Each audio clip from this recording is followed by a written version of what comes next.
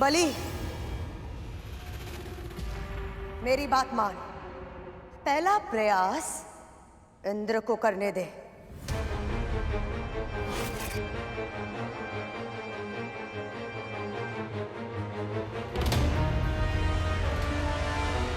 जो आज्ञा मां। जाइए देवराज, अश्व आपकी प्रतीक्षा कर रहा है।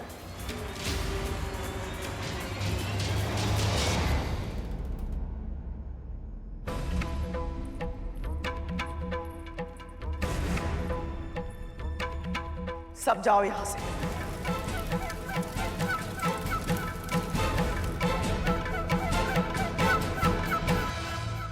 तक तू धूमल, पूरा रसोई घर स्वच्छ करो।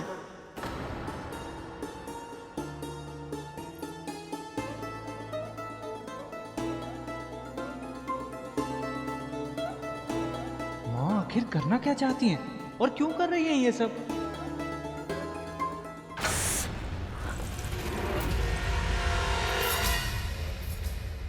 माँ ये क्या कर रही हैं आप? दासियों ने बताया कि आपने उन्हें बाहर जाने के लिए कहा। मैंने उस मूर्ख विंता को तो समझा दिया है कि बाबा कोई सिद्ध पुरुष नहीं है, किंतु सत्य तो यही है ना कि तुम्हारे पिता ने उन्हें नमस्कार किया था।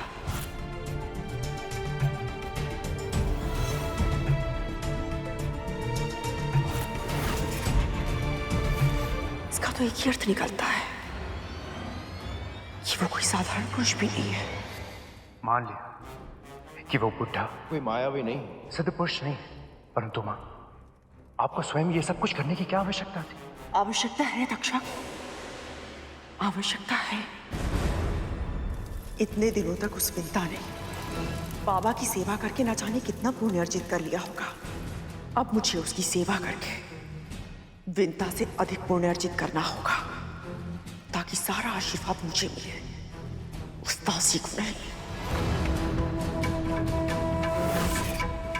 यदि फिर भी आशीर्वाद नहीं मिला तो? आशीर्वाद में नहीं मिला तो कोई हानि नहीं होगी, किंतु आप उस विंता को और अधिक आशीर्वाद लेने नहीं दोगी।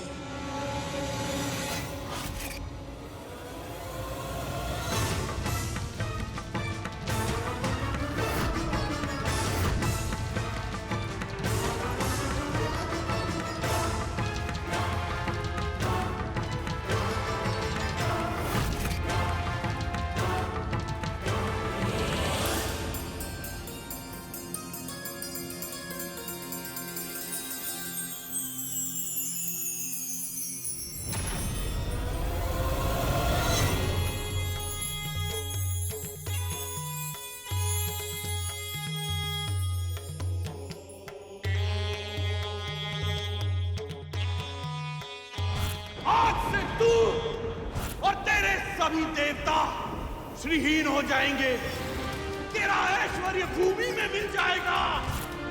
हम तो तुझे यहाँ आशीर्वाद देने आए थे, किंतु अब हम तुझे श्राप देंगे। श्राप!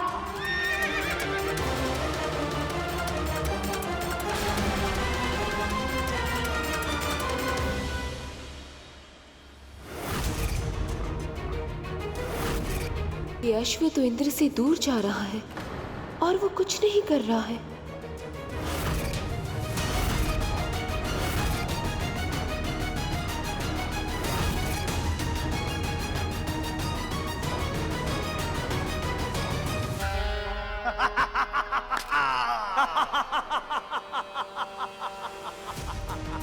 कहा था ना, असंभव है तुम्हारे लिए।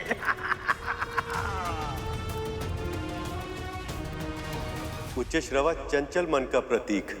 देवराज का मन उसे देखकर अतीत में भटक गए और इसीलिए वह उसे पकड़ नहीं पाया।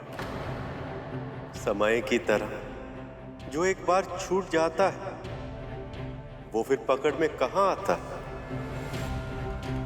इस अश्व को केवल वही साध सकता है जिसे ना अतीत का दुख हो और ना ही भविष्य की परवाह, जो केवल वर्तमान में रहता हो। प्रभु यदि ऐसा है तो क्या असुर इसे साथ पाएंगे? कि तिथि माँ तो सदैव ही भविष्य की चिंता में व्याकुल रहती है। यही तो देखना है गरुड़।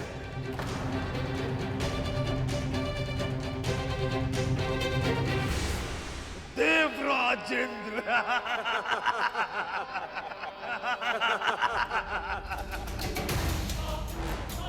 बलि, असफल होकर मत लौटना पुत्र, वरना ये देवता उपहास उड़ाएंगे। हाँ महाराज, अपनी श्रेष्ठता और शक्ति बनाए रखने के लिए हमें इस अश्व की आवश्यकता है।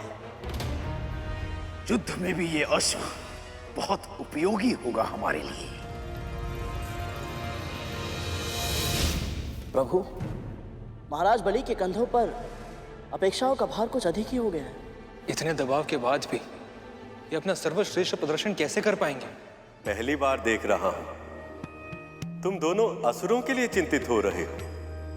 आप ही ने तो कहा था प्रभु, इस घोड़े को साधने के लिए मन पर नियंत्रण होना बहुत ही आवश्यक है, और यदि असुर अपने मन को नियंत्रित कर पाए तो ये तो पूरे संसार के लिए अच्छा होगा ना।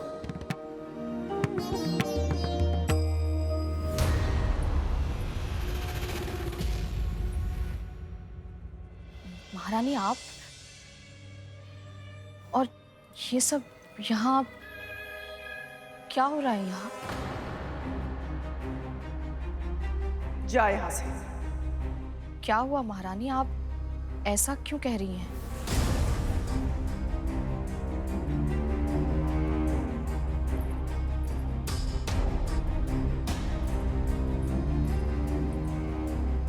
झोली फैला अपनी।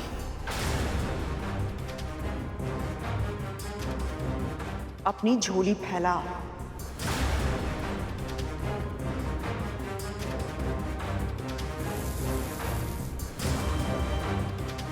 ये कद्दू के बीज है। कहते हैं इन्हें खाने से स्मरण शक्ति तीव्र होती है। समझाया था ना कि अब तू बाबा का कोई भी कार्य नहीं करेगी। इतनी शीघ्र भूल गई तू? पर महारानी, इतना सारा कार्य आप अकेले कैसे कर? जैसे तू कर सकती है तो मैं क्यों नहीं कर सकती? पर बाबा को बहुत कम वस्तुएं प्रिय लगती हैं, उनका स्वाद। तुझे बाबा की चिंता करने की आवश्यकता नहीं है।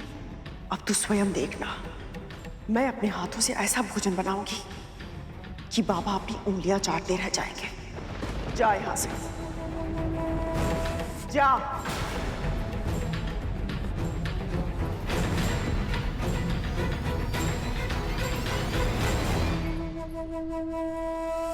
दासी माँ को क्या हुआ है? ये रसोई में क्या कर रही है? मैं भी नहीं जानती।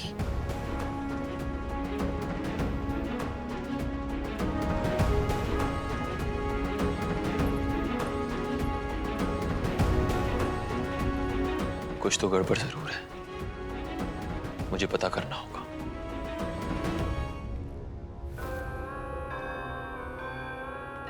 नारायण नारायण। आपने अभी ये क्यों बोला मुनिवर? मेरे मन में तो ये जाप सदैव चलता रहता है असुरराज।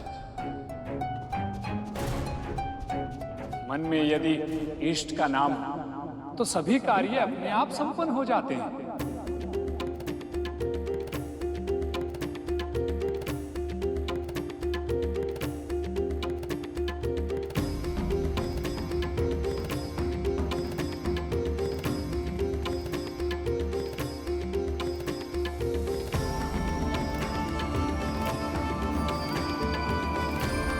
ओम नमः शिवाय, ओम नमः शिवाय, ओम नमः शिवाय, ओम नमः शिवाय।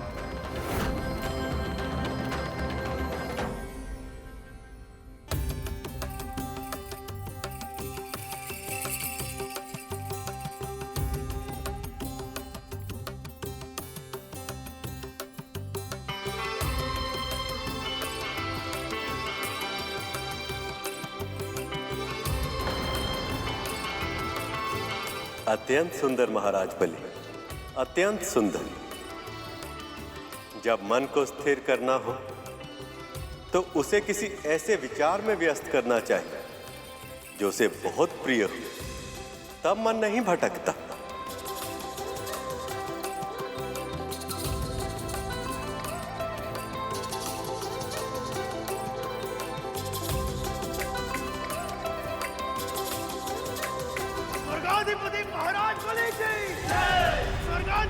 महाराज बलि की, स्वर्गाधिपति महाराज बलि की।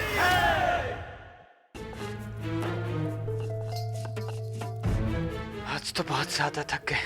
हाँ तक तू फिर भी यह कार्य खत्म होने का नाम ही नहीं ले रहा है। मुझे नहीं पता था भोजन बनाने में इतना श्रम लगता है। पर मैं ये सोच रहा हूँ तख्तू कि विमाता विंता हम सबको इतना कार्य करते हुए देख के कितनी प्रसन्न हो रही होंगी, है ना?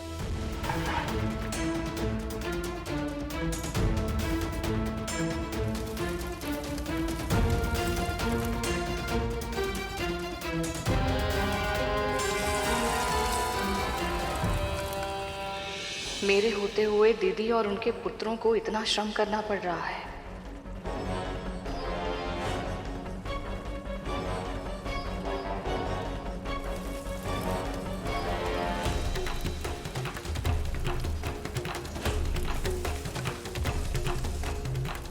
बाबा को इतने तेल और मसाले वाला, इतनी मिर्च वाला भोजन देंगे तो उनका स्वास्थ्य बिगड़ जाएगा।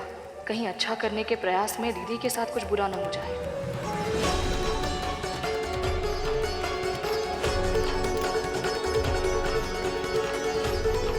महारानी है।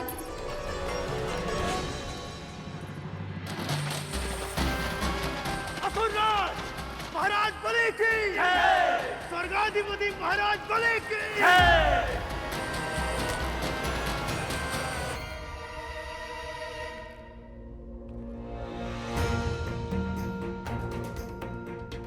गरुड़ और उसकी मां के प्रति मुझसे अपराध तो हुआ है, अब मैं असुरों के अधीन रहूं, यही मेरा दंड होगा। क्या हुआ गरुड़? तुम्हारी आंखों में आंसू क्यों? पता नहीं भैया, मुझे आभास ही नहीं हुआ कि कब इस बात की पीड़ा मेरे मन में बैठ गई कि इस दिव्य घोड़े के होते हुए भी मेरी मां के साथ इतना अनुचित हुआ। जैसे तुम्हें ये पता नहीं चल पाया था कि कब नाग तुम्हारी पीठ से गिर गए, वैसे ही इसे भी ये पता नहीं चल पाया कि कब नाग इसकी पूंछ से लिपट गए और कब ये तुम्हारी विमाता कद्रू के षड्यंत्र का माध्यम बन गए। अनजाने में ही सही, लेकिन गरुड़ और उसकी मां के विरुद्ध षड्यंत्र में भागीदार तो मैं भी बन गया हूं और इसका अपराध बोध है मुझे। इसलिए मैं वचन देता हूं कि भविष्य में कभी भी गरुड़ को मेरी आवश्यकता पड़ी तो मैं इसका पक्ष लेने अवश्य आऊंगा।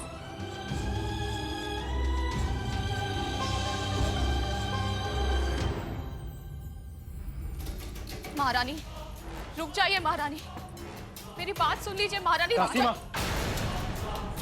आप माँ का आदेश क्यों नहीं मान रही? जब माँ ने आपको स्वयं से दूर रहने के लिए कहा है तो उनकी छाया बनने का प्रयास क्यों कर रही हो? क्योंकि मैं अपनी दीदी को कष्टों से घिरते हुए नहीं देख सकती। माँ कष्टों में क्यों घिरेगी? क्या उल्टा सीधा बोल रही हैं आप? दीदी ने बहुत तीखा भोजन बनाया है जो बाबा के स्वास्थ्य के लिए हानिकारक है। यदि वो क्रोधित हो गए तो। क्रोधित हो गए तो कहीं ये दिव्य बाबा माँ को आशीर्वाद देने की जगह श्राप न देते।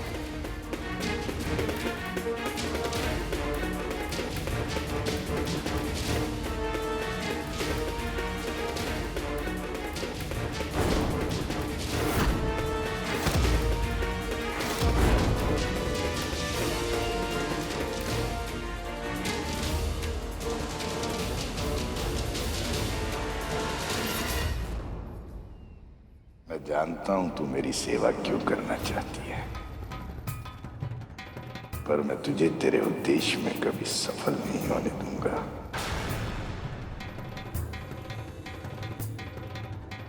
बाहर से क्यों घूर रही है? पीतरा!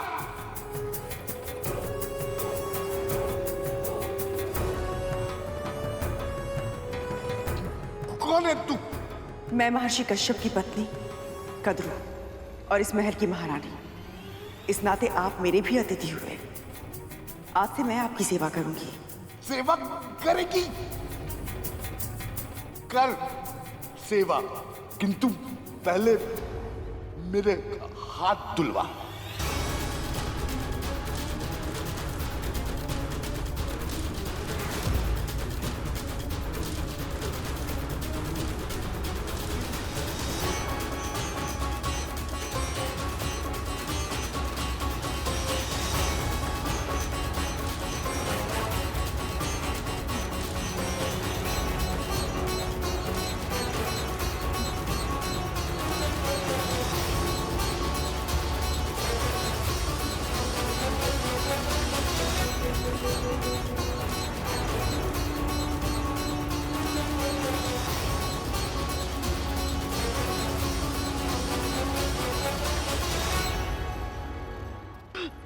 दीदी, आप नहीं कर पाएंगे ये। मैं हूं ना, आप मुझे करने दीजिए ये सब। रहने दे। जा, मुंह पे बांधने के लिए कुछ लाके दे।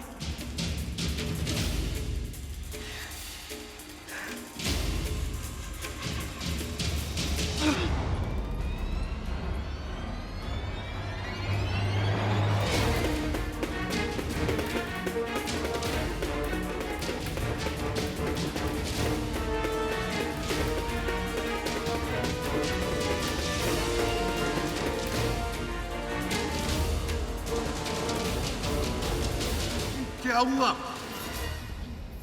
दुर्गंध आ रही है? नहीं नहीं बाबा, दुर्गंध की कोई बात नहीं है। वो आपके घाव बहुत गहरे हैं ना, तो मैंने अपना नाक और मुंह ढक लिया ताकि मेरे तन के कीटाणु और विषाणु आपके घाव पर लगकर उन्हें कहीं अधिक संक्रमित ना कर दे। वाह, कितने अच्छे संस्कार है तेरे। माँ तो गुरु दत्तात्रेय से झूठ बोल रही है। हाँ तख्तू, इन्हें नहीं पता कि गुरु से कोई सत्य नहीं छुपता। कहीं ऐसा ना हो कि इस असत्य के कारण माँ को कोई दंड मिल जाए।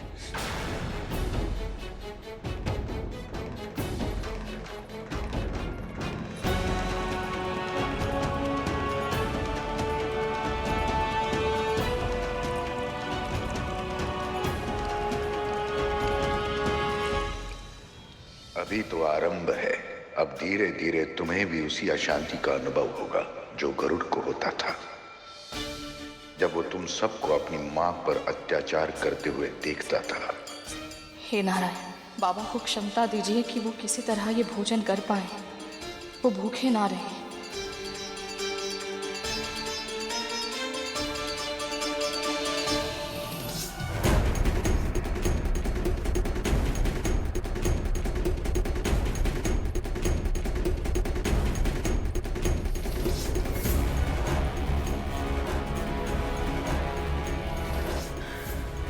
आप ठीक तो है ना दीदी? जिस बहन ने इसके साथ इतना बुरा व्यवहार किया है, उसे इस दशा में देखकर भी इसके मन में दया ही उपज रही है। इस करुणा का, इस सात्विक सच्चे व्यवहार का पुरस्कार विद्या को अवश्य मिलेगा।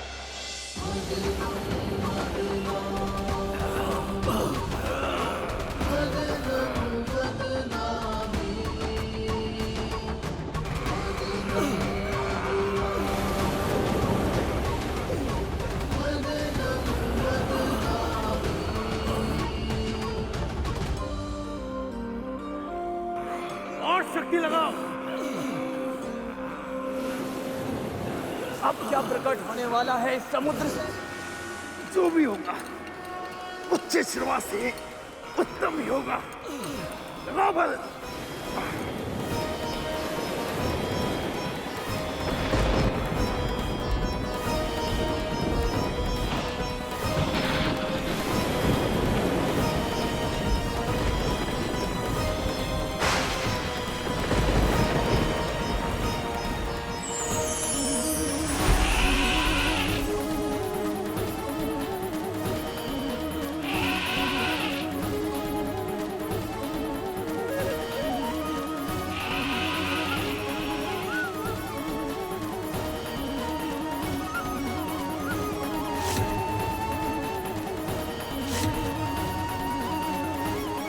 ऐरावत ही हैं जिन्होंने इंद्र के साथ मिलकर ऋषि दुर्वासा का अपमान किया था, जिसके कारण सभी देवताओं को श्रीहीन होना पड़ा था। कहीं ऐसा ना हो कि इनके आगमन पर मेरा और श्री लक्ष्मी का मिलन कुछ और समय के लिए टल जाए।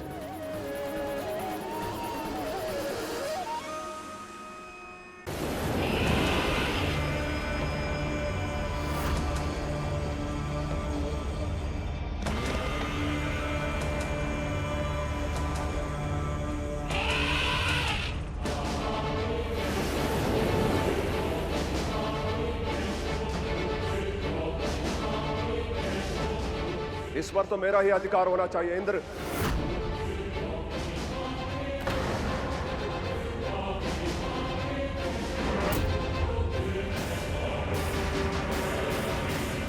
देवराज, कहाँ गए देवराज?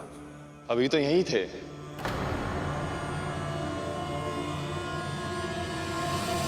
समुद्र से निकला ये रत्न किसे मिलेगा, इसका निर्णय हुए बिना देवराज इंद्र कहाँ लुप्त हो गए? जब अतीत की भूल अचानक आकर सामने खड़ी हो जाए और उससे दृष्टि मिलाने के अतिरिक्त और कोई उपाय ना हो, तब उसका सामना करना कठिन हो जाता है। ये वही हाथी जिसने देवराज इंद्र के साथ मिलकर महर्षि दुर्वासा का अपमान किया था। देवराज इंद्र को इसकी क्या आवश्यकता? तूने विजय श्री की प्रतीक परम पूजनीय रुद्राक्ष की माला मेरे आराध्य भगवान शिव के वरदान का अपमान किया है। आज से तू और तेरे सभी देवता श्रीहीन हो जाएंगे। ऐरावत? हाँ गरुड़, यह ऐरावत ही है। कहते हैं ये काम, क्रोध, मद, मोह और लोभ पर नियंत्रण का प्रतीक है।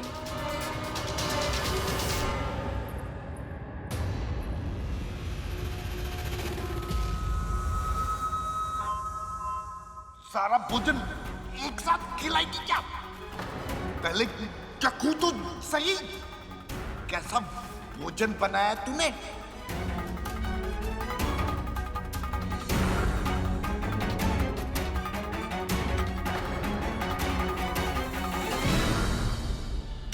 ईर्ष्या की भावना से मनुष्य कभी अच्छा परिणाम नहीं पा सकता और विंता के लिए कद्रू की ये भावना उसे कभी अपने मंशा में सफल नहीं होने देगी।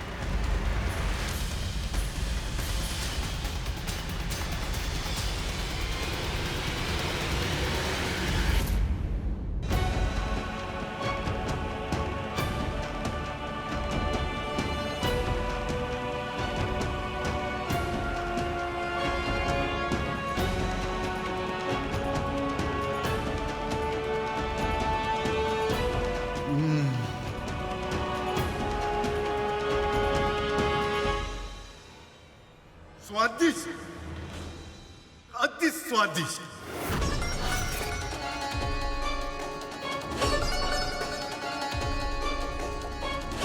मेरे बनाए भोजन में बाबा इतने दोष निकालते थे और कद्रू दीदी के बनाए भोजन में एक भी दोष नहीं निकाला। क्या सच में भोजन इतना स्वादिष्ट बना है?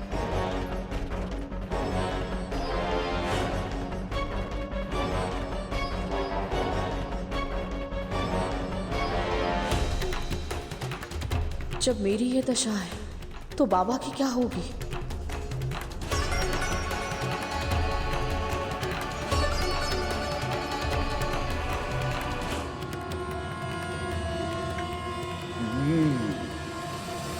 अपनी बहन से कुछ नहीं सीखा तूने।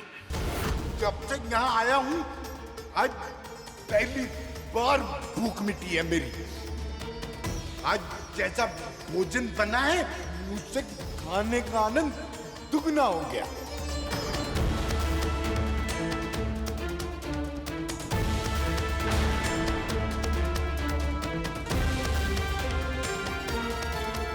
प्रतिदिन ऐसा ही भोजन बनाना, हाँ? प्रतिदिन? अवश्य बाबा, मैं प्रतिदिन अपने हाथों से बनाकर आपको खिलाऊंगी।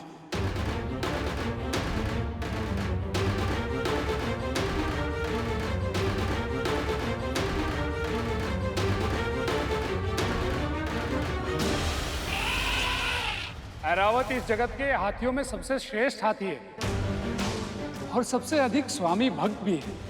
पर क्या मुनिवर? पर अहंकार के वश में आकर इसने स्वामी दुर्वासा का अपमान किया था, जिसके कारण न केवल इंद्र अपितु पूरी सृष्टि को श्रीहीन होने के लिए विवश होना पड़ा था। इसका अर्थ है यह हाथी अशुभ है।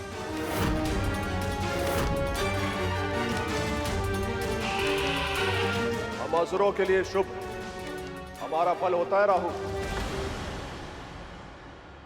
केवल कायरता होती है हमारे लिए अशुभ। नहीं बनी, राहु सही कह रहा है। यदि इस हाथी में कोई समस्या नहीं तो इंद्र इसे छोड़कर क्यों भाग गया? अवश्य ये साक्षात दुर्भाग्य का रूप है ये हाथी। वाह, सौभाग्य दुर्भाग्य जैसी बातें मैं नहीं मानता। मैं मानती हूं बनी। जब दांव पर अमृत लगा हो तो एक हाथी के लिए दुर्भाग्य को न्यौता देना मूर्खता होती है। और मैं तुझे ये मूर्खता नहीं करने दूंगी।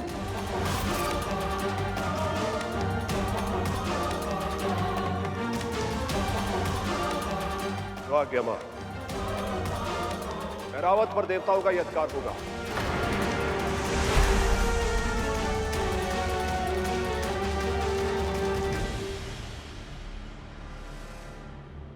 ये ऐरावत कहाँ चला गया? सेवक इतने तीव्र गति से दौड़कर केवल अपने स्वामी के पास ही जा सकता है।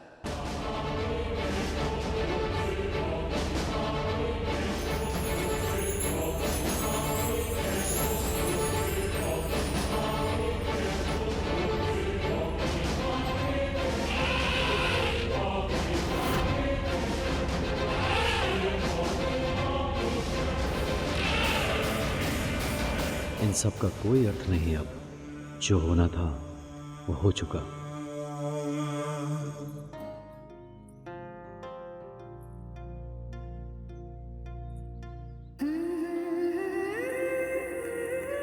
बाबा तो प्रसन्न है, फिर मुझे क्यों बुरा लग रहा है? जो भोजन जीवा के लिए स्वादिष्ट होता है वो स्वास्थ्य के लिए हानिकारक होता है, ये जानते हुए भी मैं कद्रू दीदी को रोक क्यों नहीं पाई? क्या करूं मैं? सच में मैं अभागिनी हूं, तभी तो ऐसे दासी बनी हुई हूं। अवश्य ही मुझ में कोई ना कोई कमी है, तभी तो सभी से तिरस्कार ही मिलता है मुझे। और अब मेरे कारण मेरे पुत्र को जीवन भर ये तिरस्कार सहना होगा। हे नारायण, अब नहीं सहा जा रहा मुझसे,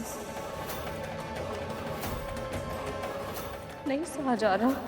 आज पहली बार तूने स्वीकार किया है कि तू इस दयनीय स्थिति को और अधिक सहन नहीं कर सकती है। कठिनाई को जुटलाने से परिस्थिति नहीं बदलती है। समस्या के अस्तित्व को स्वीकार करने से समस्या का समाधान निकलता है। अब देखना पुत्री, तू कैसे इस दासत्व से स्वयं भी मुक्त होगी और अपने पुत्र को भी मुक्त कराएगी। हर अत्याचारी को उसके कर्मों का फल अवश्य मिलता है। कद्रू को भी मिलेगा, अवश्य मिलेगा।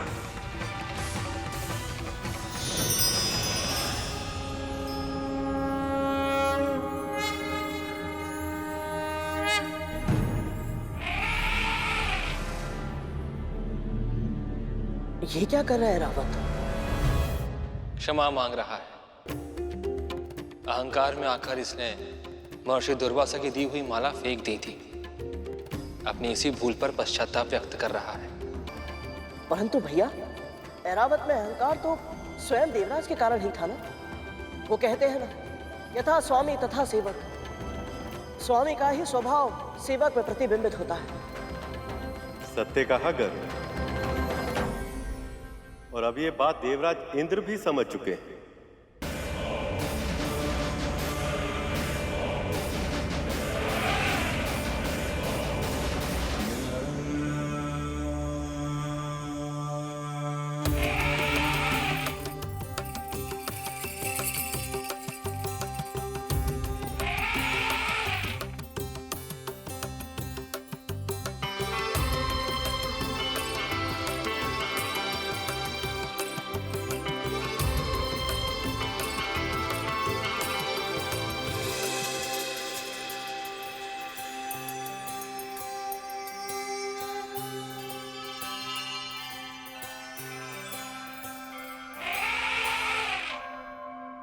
स्वामी और सेवक के बीच ऐसा संबंध मैंने आज से पहले कभी नहीं देखा।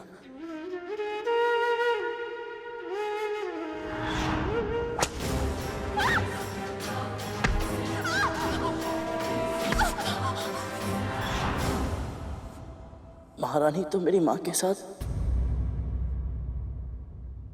ऐरावत ने पूरे मन से अपने स्वामी की सेवा की, तो इंद्र ने भी उन्हें सम्मान दिया। दोनों पक्षों के मर्यादित आचरण के बिना संबंध का ऐसा सूत्र स्थापित हो पाना संभव ही नहीं है। पर देवी विंता अपनी स्वामिनी देवी कद्रू के लिए कोई साधारण दासी नहीं है गरुड़। वो उनकी बहन है, जिन्हें उन्होंने छल से अपनी दासी बनाया। ऐसा व्यवहार अनुचित है और इसी कारण भले ही देवी विंता कितना भी प्रयास क्यों ना कर, उनका अपनी बहन और स्वामिनी के साथ संबंध कभी सामान्य नहीं हो सकता।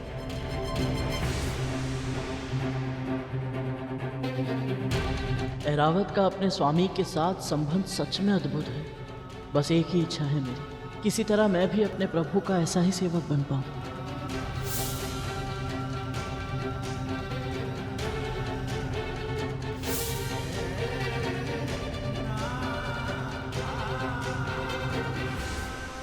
बबूल के कांटे, नीम की छाल, बरगद की जड़ और कटहल के बीज, इन सब को मिलाकर लेप तैयार करना होगा। सारी की सारी सामग्री कटीली है। इनका लेप बनाया तो मुझे स्वयं ही लेप की आवश्यकता पड़ जाएगी। तुझसे संभव हो पाएगा ना? नहीं तो विंता कर लेगी। शुरू से वही तो कर रही है। पर कोई लाभ नहीं बना बाबा। आप चिंता मत कीजिए, मैं स्वयं अपने हाथों से लेप बनाऊंगी आपके लिए। फिर देखिएगा, आपके घाव शीघ्र ही ठीक हो जाएंगे। औषधि से अधिक प्रभाव डालती है सेवा, और तेरा सेवा भाव तो सबसे अलग है। विंता तो केवल एक दासी की तरह अपने कर्तव्य का निर्वाह करती है, किंतु तू। मैं मन से करती हूँ बाबा, अन्यथा मुझे क्या आवश्यकता है कि इतने सेवक सेविकाओं के होते हुए भी मैं स्वयं आपकी सेवा करूं? सही कह रही है तू।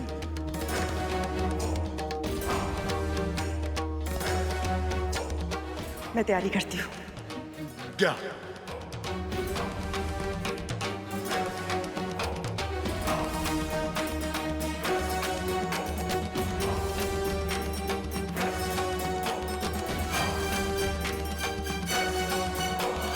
आज तक न जाने कितनी बार भला बुरा सुना है, पर मेरे मन पर उनका कोई प्रभाव नहीं पड़ा।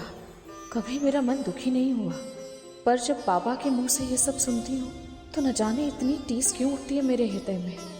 क्यों ऐसा लगता है जैसे बाबा नहीं, मेरे भगवान ही मुझसे रूठ गए हैं।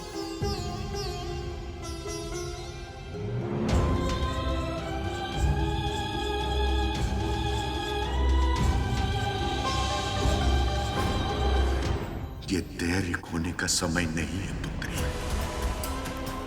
विश्वास रख, मैं शीघ्र ही कद्रू को उसके कर्मों का दंड दूंगा और तेरी पीड़ा का अंत करूंगा। मैं तुझे मुक्त कराऊंगा।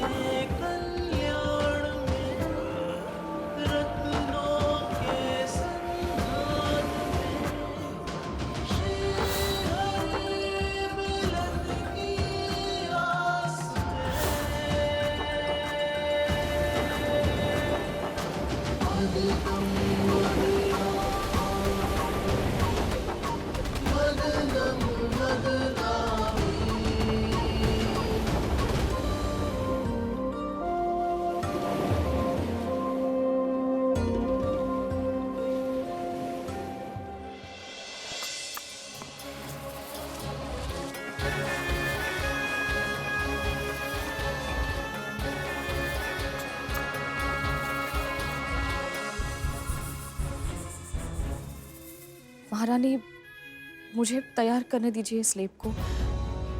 मुझे कोई श्रेय नहीं चाहिए। मैं बस इस लेप को तैयार कर दूंगी, फिर आप ही ले जाइएगा और आप ही लगा दीजिएगा। ठीक है, तेरी यही इच्छा है तो तू ही बना ले।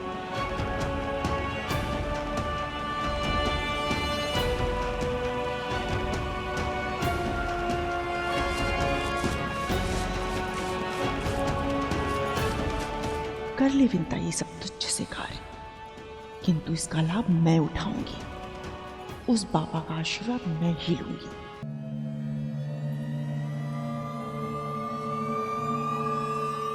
माँ विंता माता से कार्य करवाकर स्वयं श्रेय लेना चाह रहे हैं। इन्हें लग रहा है गुरु दत्तात्रेय को पता नहीं चलेगा। पर उन्हें तो सब पता होता है ना। तब तो कहीं माँ को आशीर्वाद के स्थान पर श्राप मिल गया तो।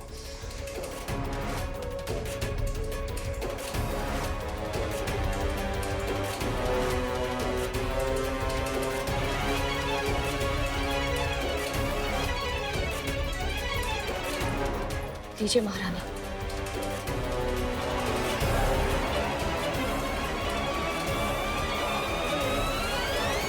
अब विश्वास हो जाएगा पापा को कि ये लेप मैंने बनाया है।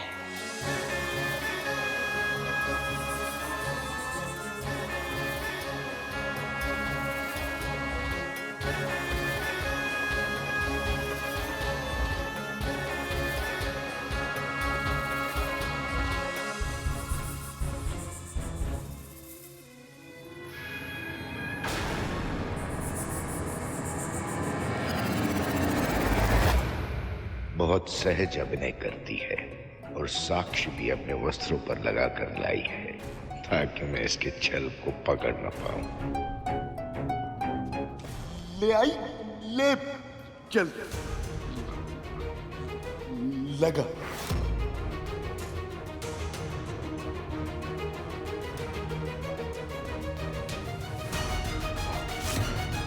जिस घाव की गंध से मेरा मन इतना विचलित हो रहा है, मैं ऐसे घाव पर लेप कैसे लगाऊंगी? मैं नहीं कर पाऊंगी।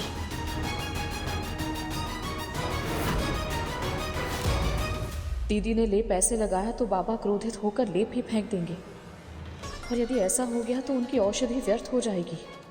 नहीं, मैं ऐसा नहीं होने दे सकती।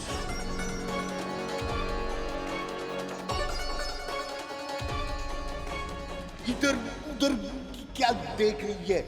चल लगा।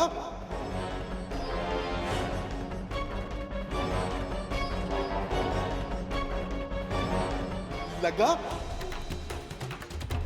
जी बाबा, आप लेप लगाने से आपको जलन होगी। आप अपनी आंखें बंद कर लीजिए।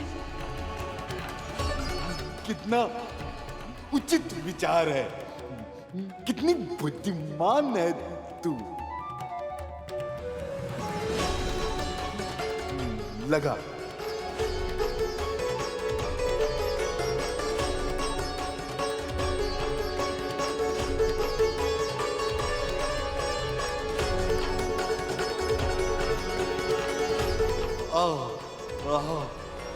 आनंद आ रहा है।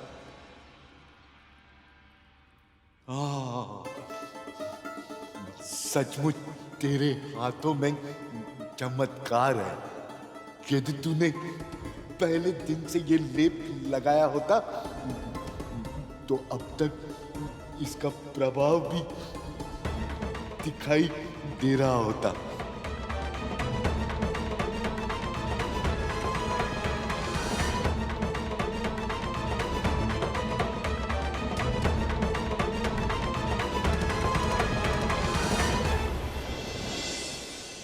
ये सुगंध कैसे? अब क्या प्रकट होने वाला है?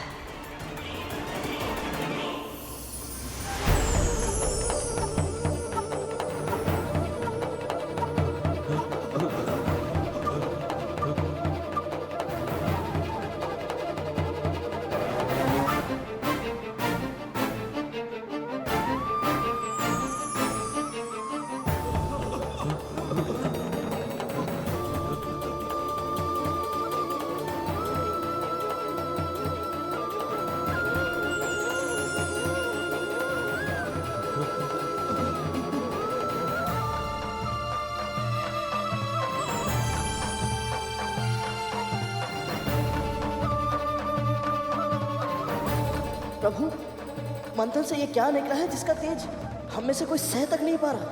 कौस्तुभ मणि है ये।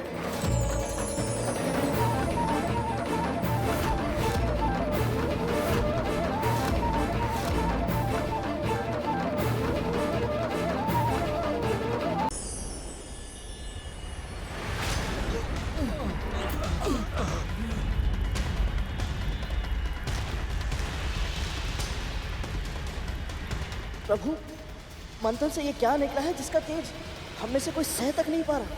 कौस्तुभ मणि है ये।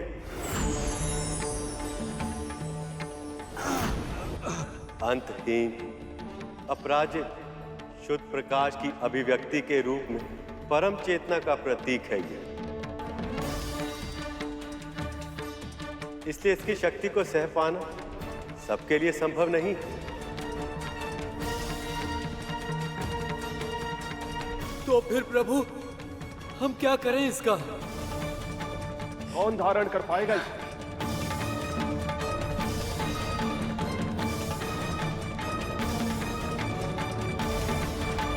हम सब इस विशाल समुद्र को मथ के इसमें भीषण असंतुलन उत्पन्न कर रहे हैं। कितनी असुविधा पहुंचा रहे हैं हम इसे। मेरा सुझाव ये है कि हम इस मणि को समुद्र देव को उपहार में दे दें। अब तक ये मणि समुद्र के तल में विराजमान, किंतु अब समुद्र देव इसे पूरे अधिकार से ग्रहण कर पाएगा। उचित सुझाव है। उचित सुझाव है। हे समुद्र देव, मैं नारद प्रभु विष्णु सभी देवताओं और दानवों के प्रतिनिधि के रूप में आपसे आह्वान करता हूँ। कृपया आप दर्शन दें। प्रकट हो समुद्र देव। प्रकट हो समुद्र देव, प्रकट हो, प्रकट हो समुद्र देव, प्रकट हो, प्रकट हो समुद्र देव, प्रकट हो।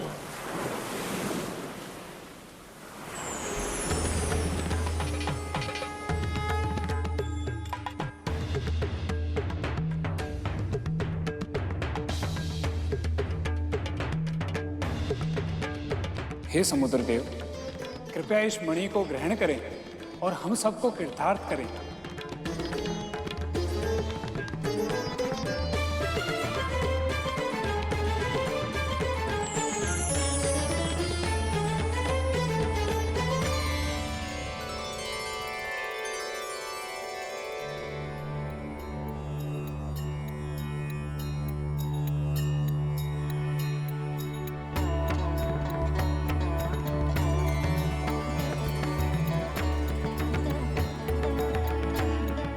प्रभु विष्णु और आप सभी ने मेरा स्मरण किया, मुझे इस योग्य समझा, इसके लिए आप सभी का बहुत बहुत धन्यवाद।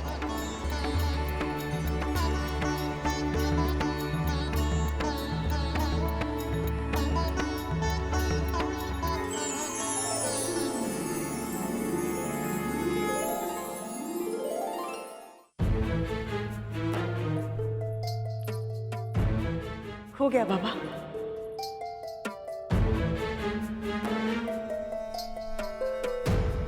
आनंद आ गया।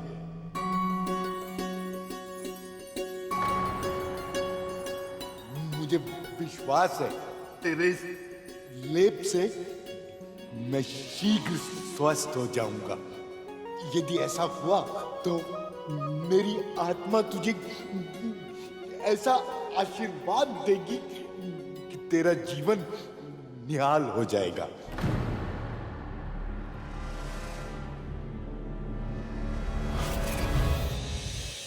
हम बाबा के साथ कितना अनुचित व्यवहार कर रहे हैं।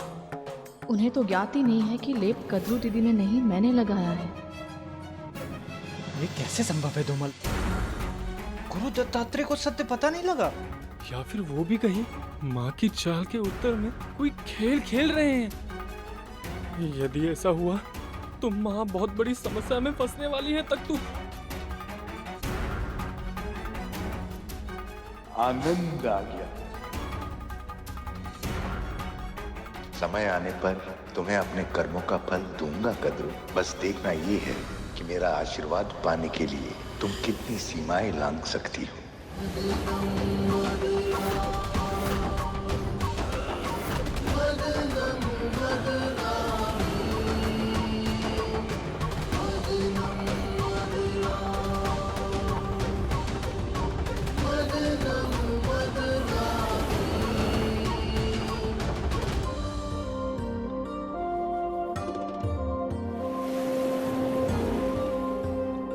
कब तक प्रतीक्षा करवाएंगी माँ? अब तो आ जाइए।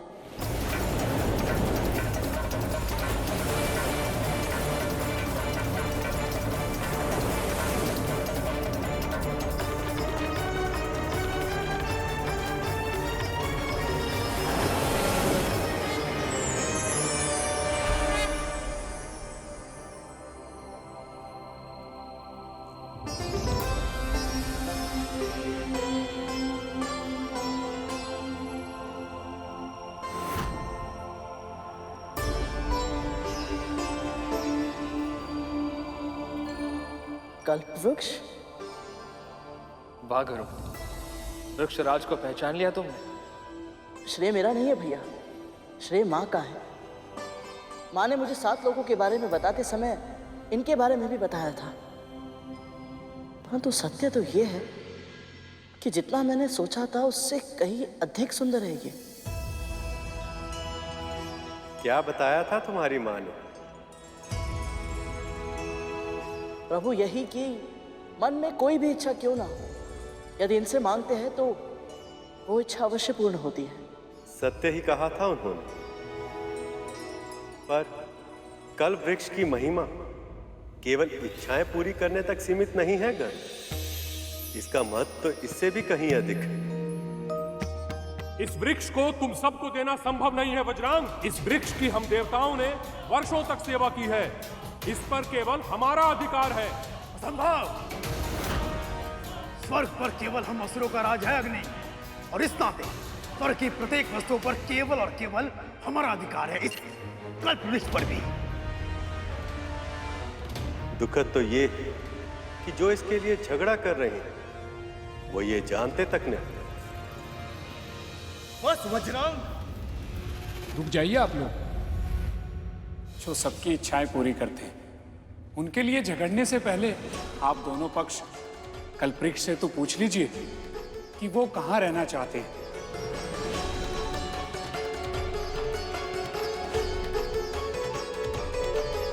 पुत्रों, मुनिवर सही कह रहे हैं। हमें कल्प वृक्ष का आह्वान करना चाहिए। हे वृक्षराज, कृपया सामने आइए।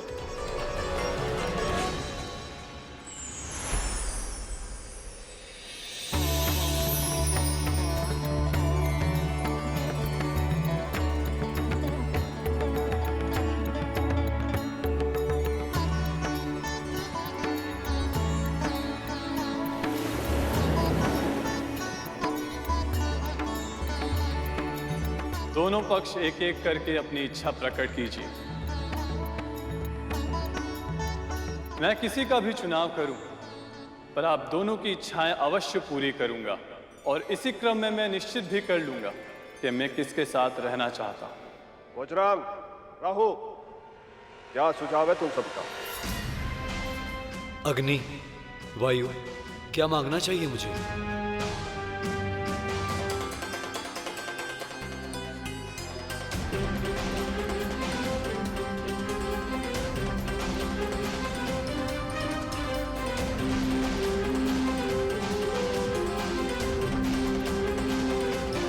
प्रभु को केवल माता लक्ष्मी चाहिए।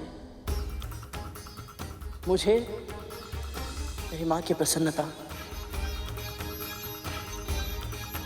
शेष भैया, आप क्या मांगना चाहेंगे कल्प वृक्ष से?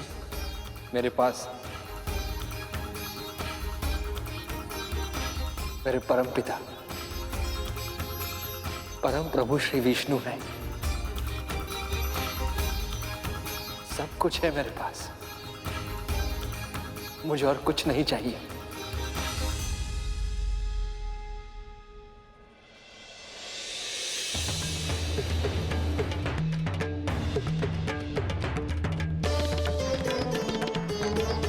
बोलिए असुरराज, क्या इच्छा है आपकी?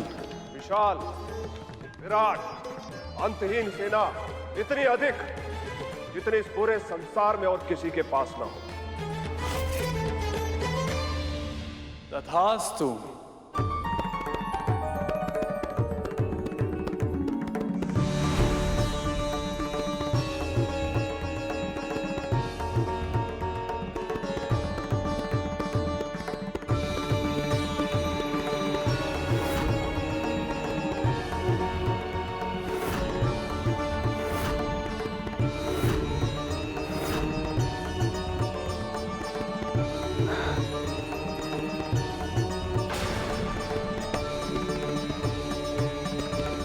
देवराज, शक्ति का पलड़ा तो पहले से ही इन असुरों की ओर झुका हुआ था। अब यदि ये अमृत संजीवनी विद्या की काट भी बन जाए तो इतनी विशाल सेना को पा लेने के बाद इन असुरों को हराना असंभव होगा।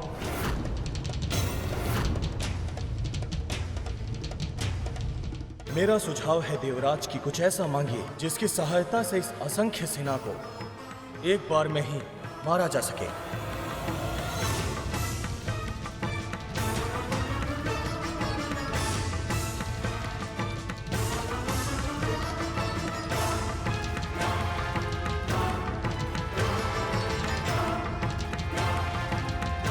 बोलिए देवराज,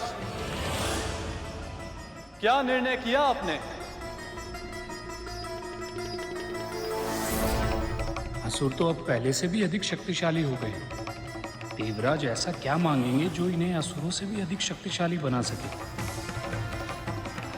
हे वृक्षराज, मुझे कुछ लेना नहीं, मुझे कुछ देना है आपको।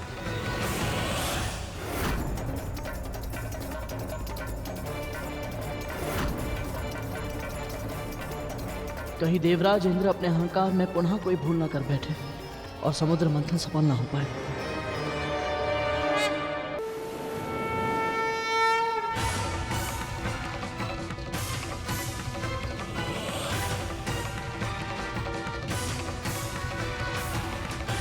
मेरी इच्छा ये है कि मेरा अभिमान, मेरा अहंकार मुझसे दूर हो जाए वृक्षराज।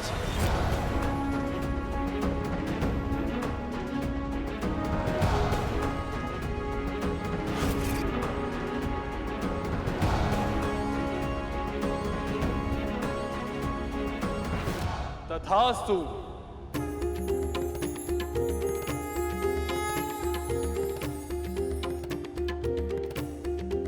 देवराज इंद्र ने भौतिक वस्तुएं ना मांगकर स्वयं के उत्थान के लिए अपने अभिमान का त्याग किया है, इसलिए मैं इन्हीं के साथ रहूंगा।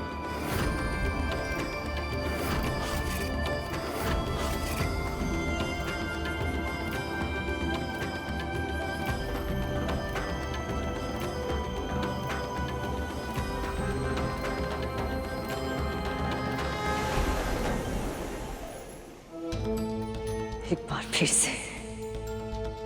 से ये देवता जीत गए, लेकिन अगली बार मैं ऐसा नहीं होने दूंगी।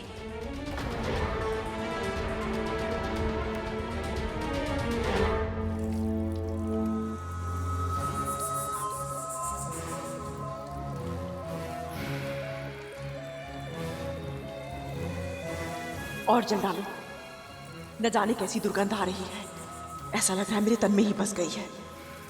माँ, यदि आज्ञा हो तो एक बात कहें। माँ, बस आप क्रोधित मत होइएगा।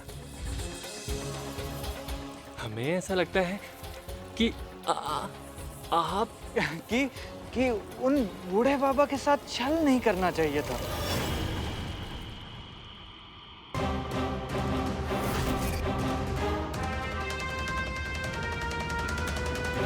अब तुम दोनों मुझे बताओगे कि मुझे क्या करना चाहिए और क्या नहीं।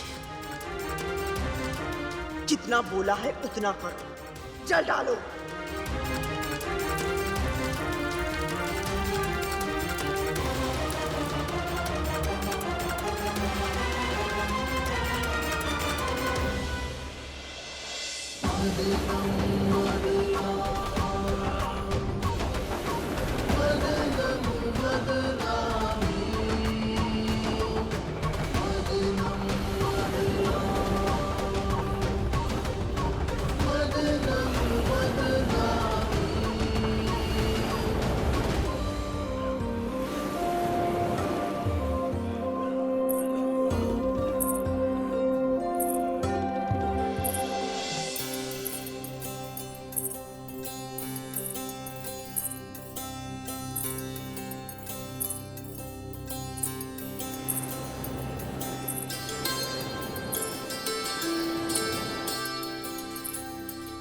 ये अद्भुत सुगंध और पायल की ध्वनि? ये माँ के अतिरिक्त और कौन हो सकती है?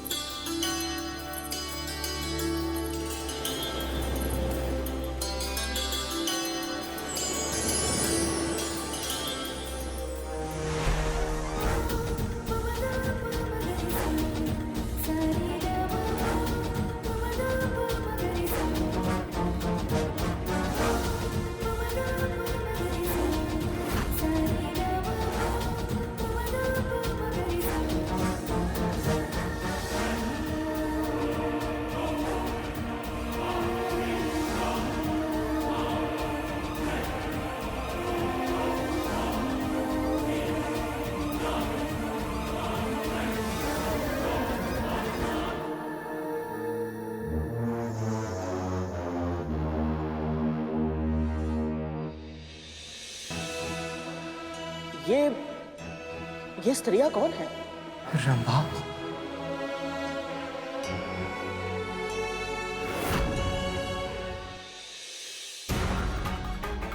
इस रंभा पर तो मेरा ही अधिकार होगा। सुंदरी, तुम्हारा आकर्षण तो अधिक है सुंदरी।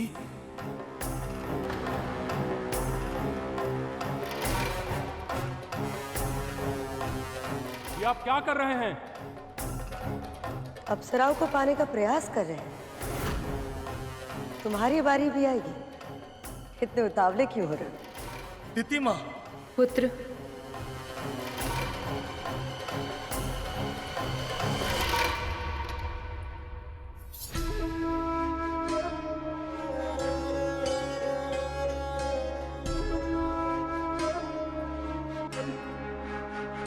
क्या हुआ? चिंतित क्यों है? जो कष्ट मुझे हुआ था वही कष्ट अब महारानी को भी हो रहा है बाबा। तुझे तो प्रसन्न होना चाहिए। नहीं बाबा, मैं तो सदैव यही प्रार्थना करती हूँ कि मेरी मति इतनी भ्रष्ट कभी ना हो कि किसी और को कष्ट में देखकर मुझे प्रसन्नता मिले। इतनी पीड़ा सहने के बाद भी इसके मन में कोई कड़वाहट नहीं है। कितना निर्मल मन है इसका, कितना शुद्ध। समझ चाहता है कि अब परिवर्तन का शंख बज उठे। कल बहुत से प्राणियों की आशाओं पर हिमपात होगा, पर कुछ के जीवन के मरुस्थल में प्रसन्नता के फूल भी खिलेंगे। कल मुझसे भोर में मिलने आना विंता। कल कुछ ऐसा होगा जिसकी तूने कल्पना तक नहीं की होगी।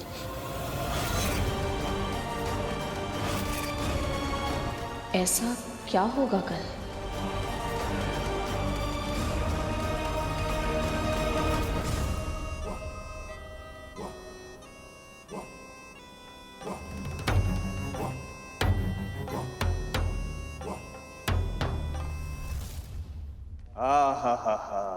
उत्तम, अति उत्तम।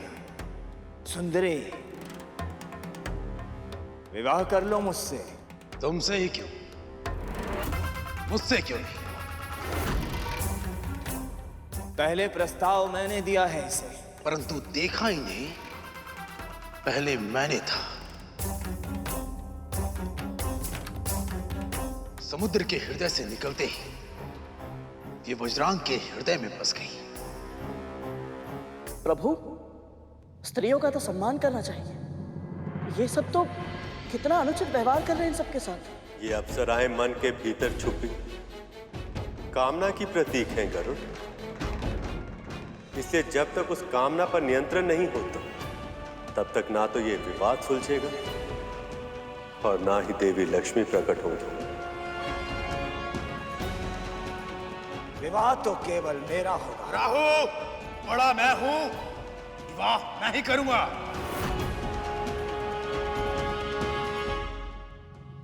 यदि ये अप्सराएं असुरों के पास चली गई तो इन्हें न जाने कितने अपमान सहने होंगे। नहीं, मैं ऐसा नहीं होने दे सकता।